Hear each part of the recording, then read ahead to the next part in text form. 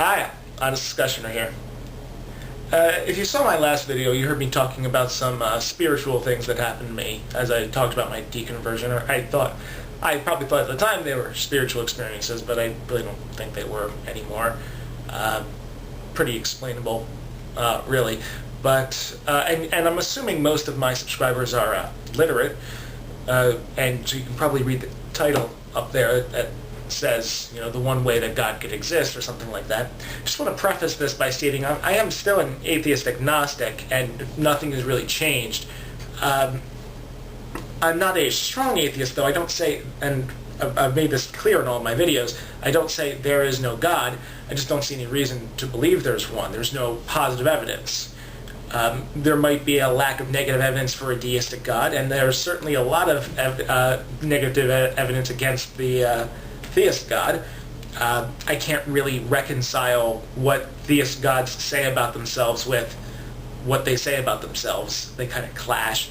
And there's deistic gods too that kind of clash with themselves, I think, as well. Not all of them, most especially the more vague and general ones.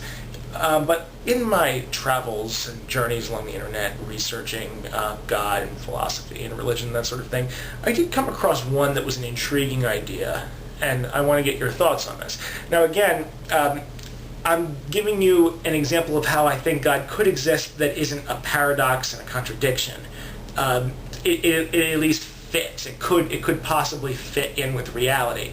That doesn't make it true by any means. Just like if you saw me with a black eye, it would fit that the explanation of the black eye is that someone punched me in the face. But that doesn't, just because it fits, that doesn't mean that's actually how it happened. I could have tripped, or maybe I was playing baseball and hit me in the baseball hit me in the face. There's lots of explanations.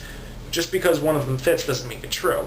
So I'm not arguing that this is the way things are. I'm just stating that this would be one possibility that at least would make sense. Basically, the way I heard it, it was kind of like a disco ball with a light on the inside. The light being God, and the outside of the disco ball being our bodies. And the light of God would shine through these and reflect, shine through our bodies / the mirrors. Which would technically just make us an extension of God. Since He is everything, I guess we would be part of Him. And when the mirrors break, aka our bodies break and we die, we would become part of that light again, kind of rejoining God. It would almost be as though our experiences are being God is using us to experience the creation that He made. And the reason why I think this doesn't contradict itself is because, for one, it allows for there not to be a free will, unlike the theistic gods. God could have intended us to experience all of these things just so, by proxy, I guess He could.